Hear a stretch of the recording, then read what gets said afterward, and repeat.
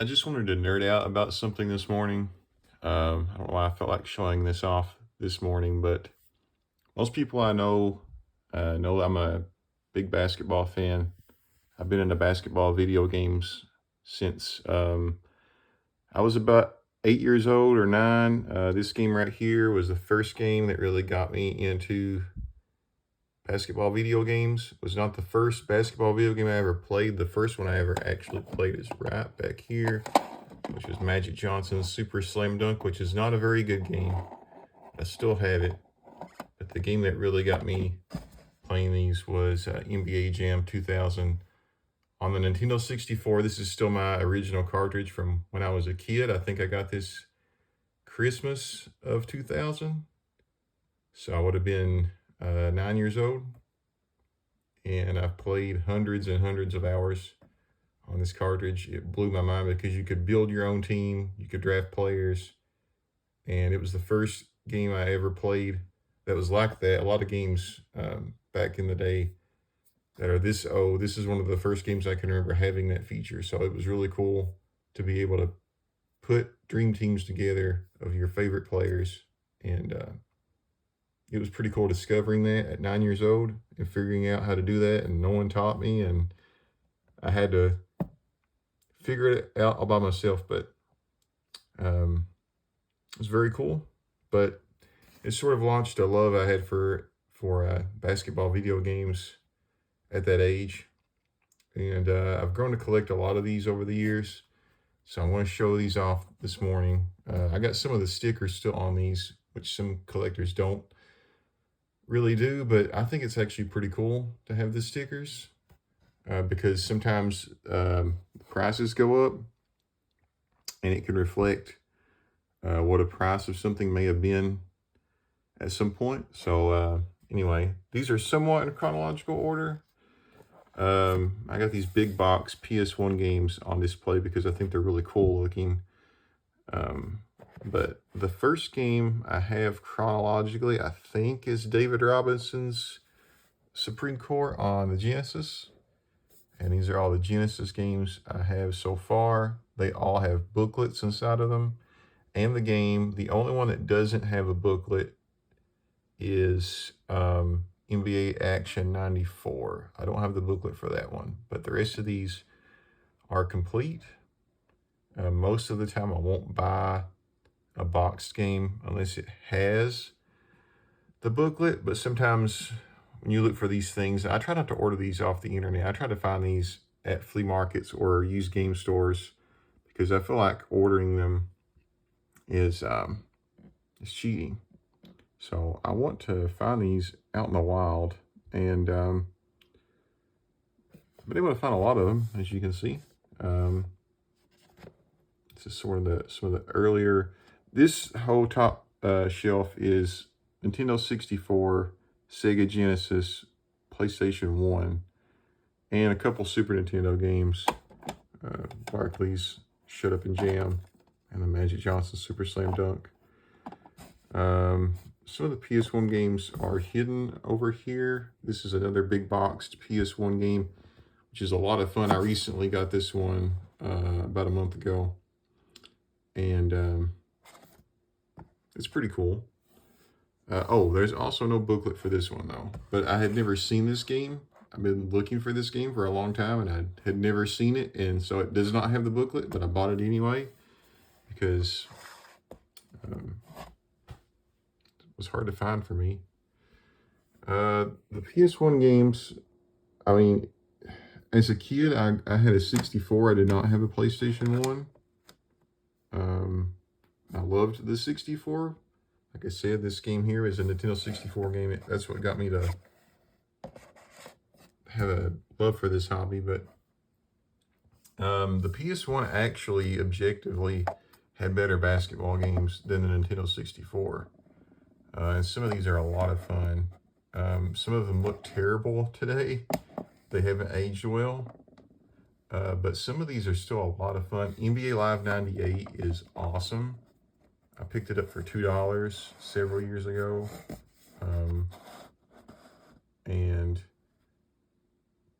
this game is amazing. still, it's so much fun. I mean, graphically, you can laugh at it if you want to. It's still so much fun to play. I got some college ones here as well. Some of the college ones aren't very good, but that's besides the point. I'm collecting them anyway. Like NCAA Final Four 99 is not very good, but the NCAA Final Four series of games in general is leaves some to be desired. But I got some of my favorite ones, like I said, on display. Tim Duncan is one of my favorite players, and he was on the cover of Live 2000, so I've got that one on display. I've also got the N64 version of that game right there. The PS1 version is superior. I grew up with this version, but the PS1 version is superior.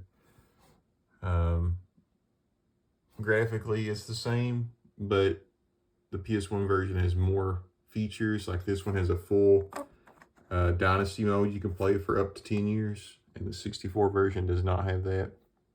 So sometimes people say, aren't these ports all the same? They're not always all the same.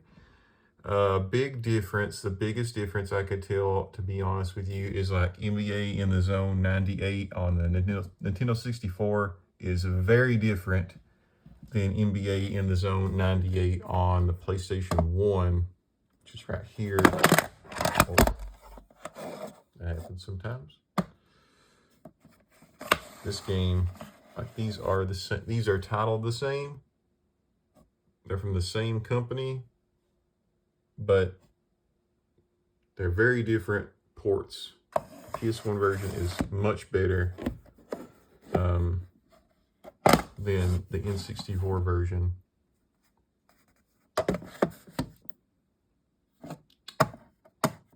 And I'm looking for In the Zone 99 on the PS1. I've never seen that. I have the 64 version. Or either version of NBA in the Zone 2000. I've never seen actually anywhere that I've ever been to buy video games. So some of these are very hard to find, but I do not want to cheat and order them. Like I said, no one order anything for me. These are things I like to find at flea markets or used game stores. And that's the way I want to keep it. That's the way I want to find these and discover them.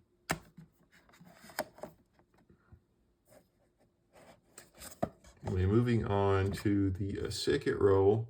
I'm just going to put this like that right there for right now. This is the PlayStation 2, GameCube, Xbox era of games.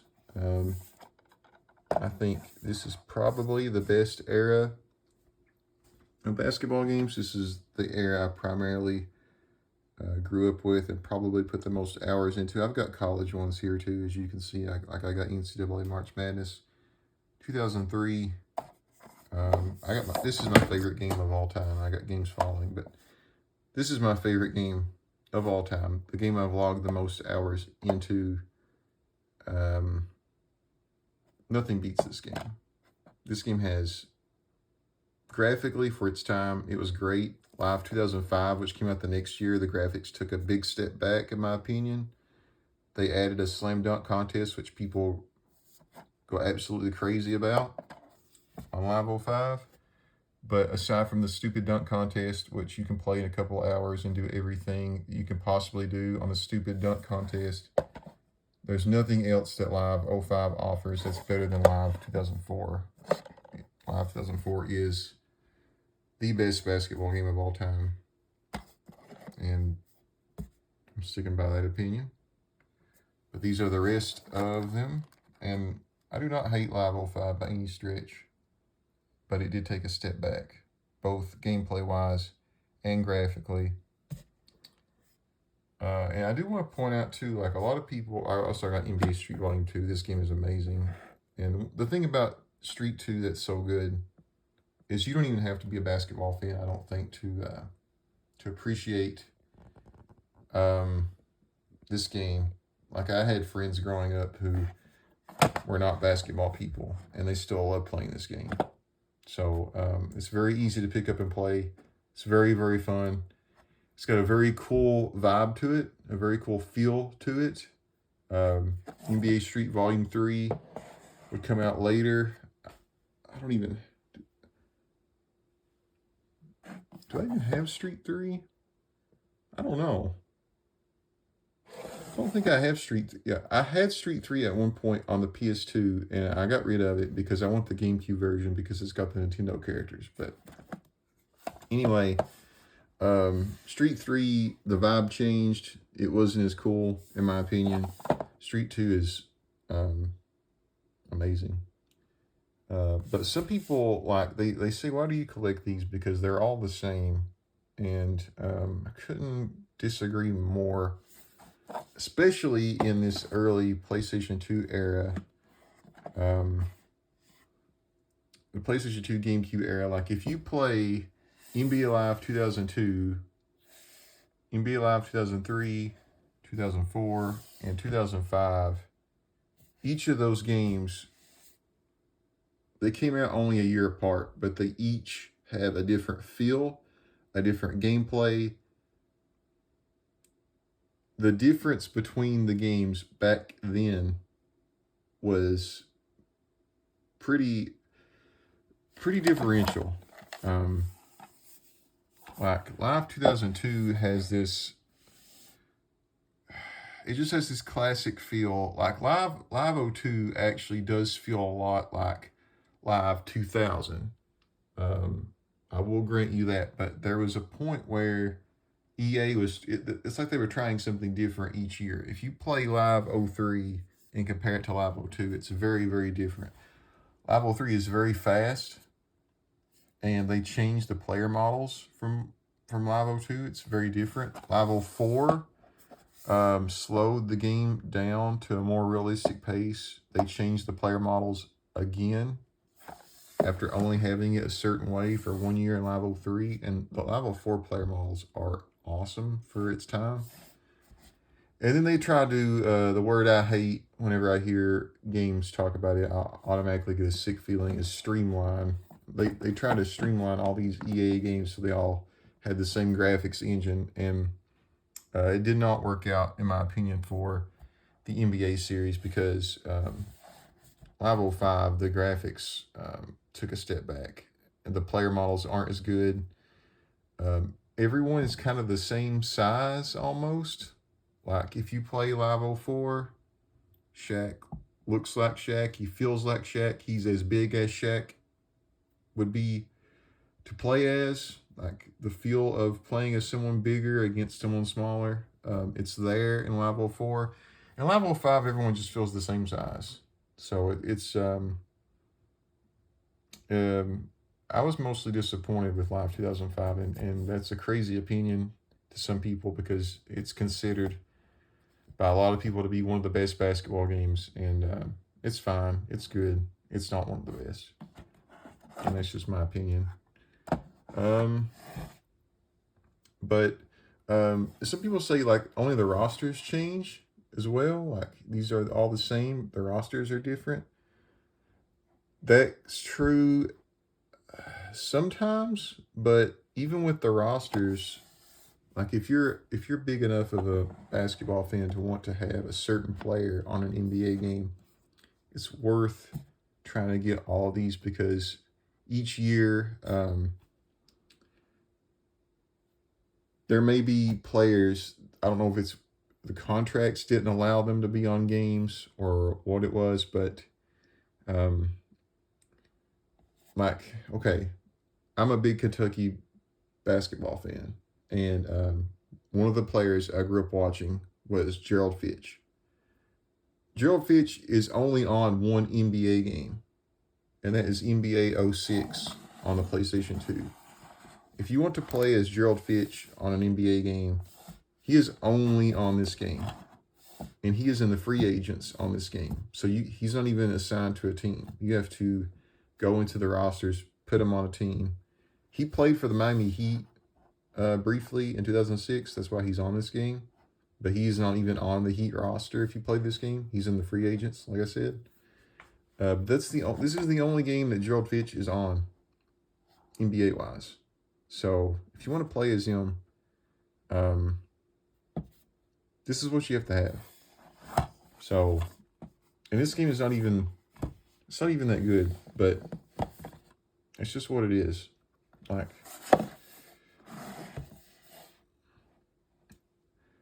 that's just what it is. And some of these games have players, some games don't. That's why I try to collect all of them.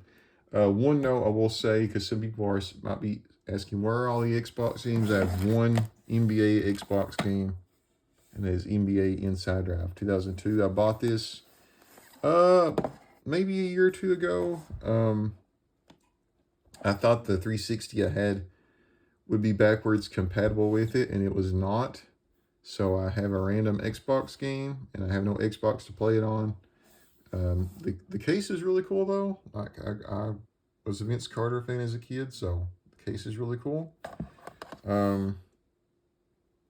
Maybe someday I'll get an Xbox. It's hard to find regular Xboxes anymore. But I mean, you can find one. I haven't got around to picking one up. But I did not grow up with an Xbox. I had a GameCube originally, and I got a PlayStation 2 a lot later than most kids. Like, I got a PlayStation 2 when most kids were getting PlayStation 3s. So,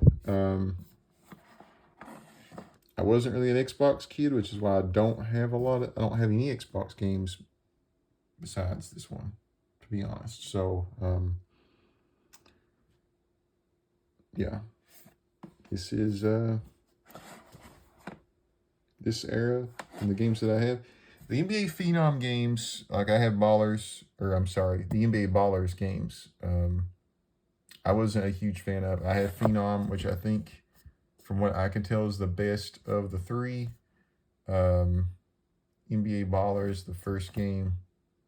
There's really no one on that game that's unique enough to that game to make me want it. And the gameplay of this game is something I'm not crazy about. And there was another one, NBA Ballers Chosen One, on the PlayStation 3, which I will occasionally see. I haven't picked it up yet. I should pick it up. I'll pick it up at some point. But I feel like usually when I see that game, for whatever reason, it's not complete. And I like to pick up things complete. To the best of my ability, unless it's a game I really, really want, that I've been looking for a long time. But this is this section of basketball games. And I will move down to the last section, which is PlayStation 3 and beyond. So this is PlayStation 3 and beyond. We got there was like Live 06 was a 360 game. I don't think 2K. Someone can correct me if I'm wrong. I can't remember if 2K6 was a 360 game. I think that 2K7 was the first NBA PlayStation game. And you also had NBA 07 that year and NBA Live 07. I do not have those games because Live 07 is terrible. I think it's the worst NBA Live game of all time. I do have the PlayStation 2 version up here, and it's not very good. And just from the gameplay I watch of the PlayStation 3 version, like, there's no reason to have Live 07 if you've got 2K7. There might be a player or two different on the roster. I mean, I'll probably get Live 07 at some point. This is by no means a complete collection. I'm still collecting, but I do have most of these, as you can see. I do have NBA 08. This game's, I actually really like this game. These NBA games made by Sony, some of them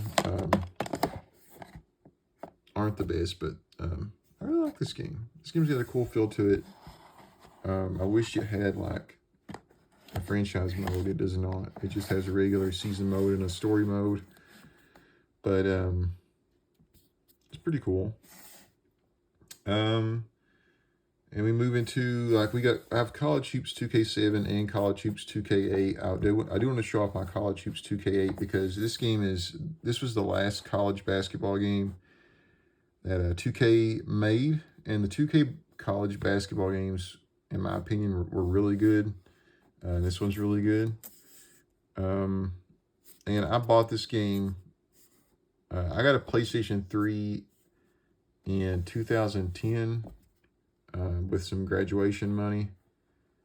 And at the time, I guess it was thought that there would be more college basketball games. NCAA Basketball 10 had just come out. This was actually the first PlayStation 3 game I ever owned. I bought this even before I had a PlayStation 3 because I wanted it so bad.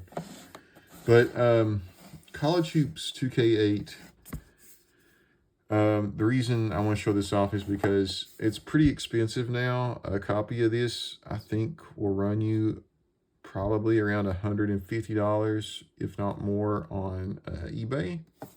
And I picked this up at my GameStop back in the day for $5.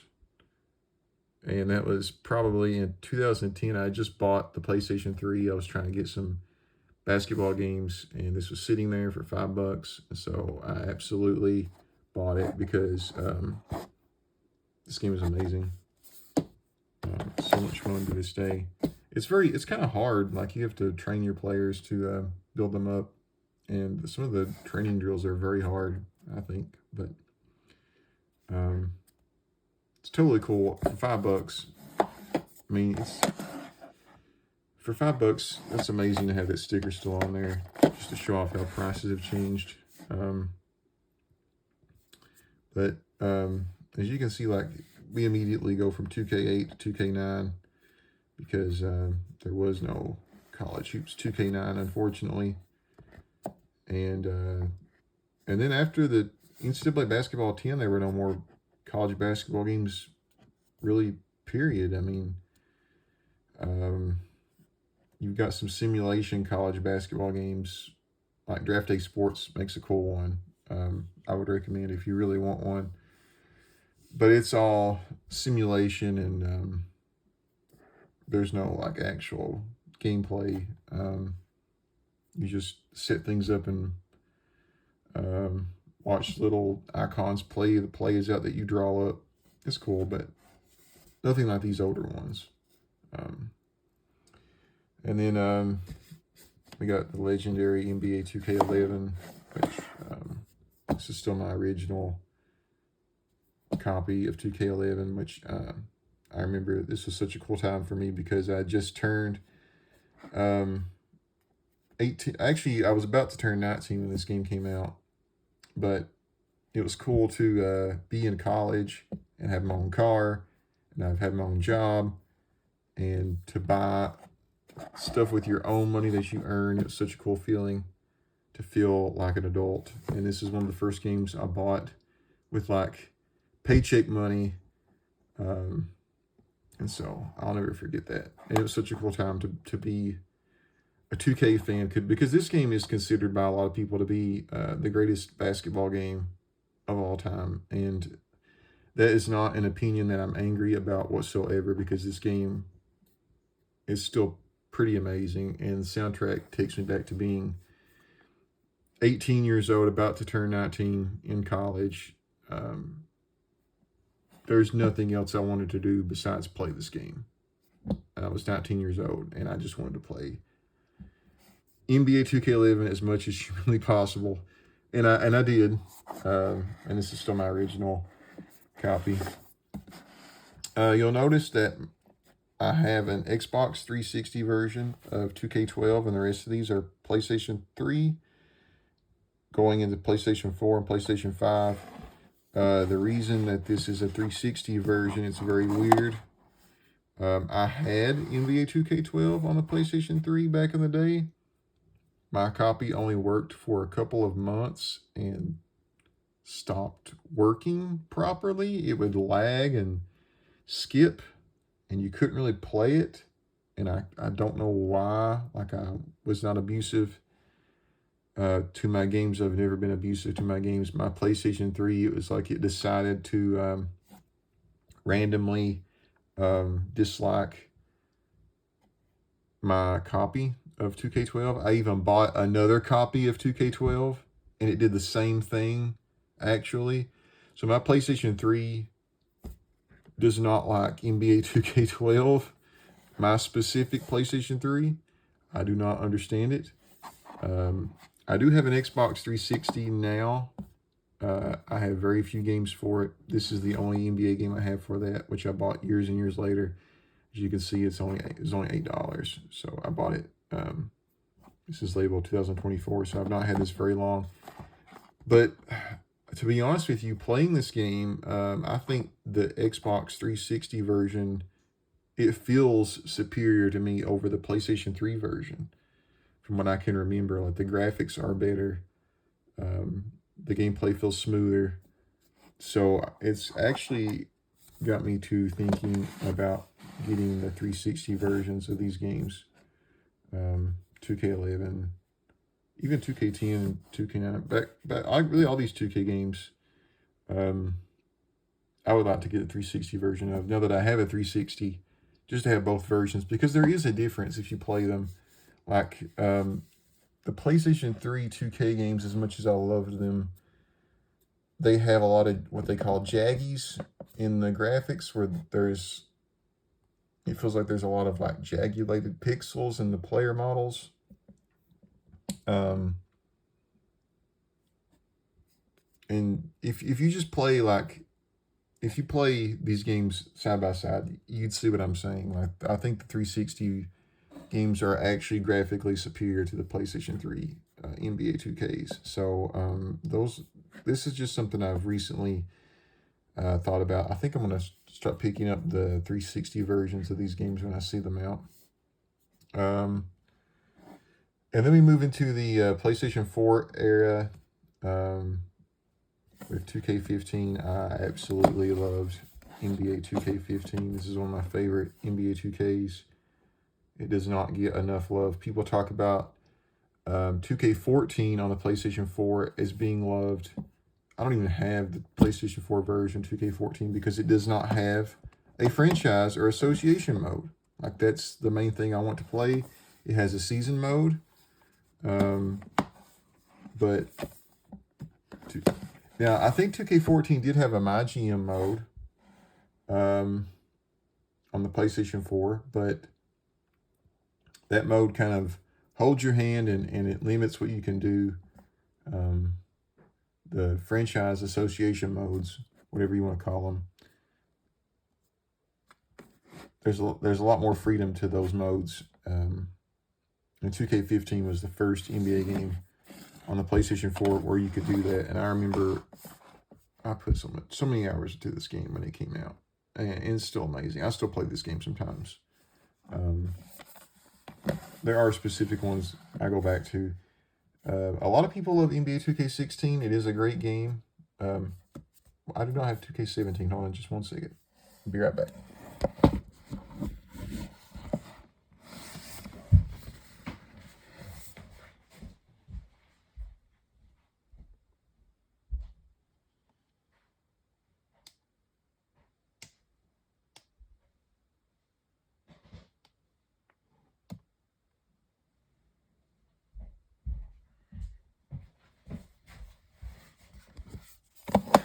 Here it is. Here's my copy of 2K17. I had it next to my PlayStation 4 in my living room.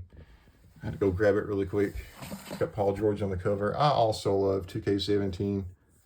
Like, I'm not angry that people like 16 so much. But like, I had it with my PlayStation 4 because I've been playing it recently, 2K17. And I love 2K15. I love 2K17. I thought 2K16 was kind of just okay. Like, I don't have a problem with people loving it. This is where, like, when we get to 2K18, this is where I got turned off for a while because it felt like 2K was focusing on the online modes after 17.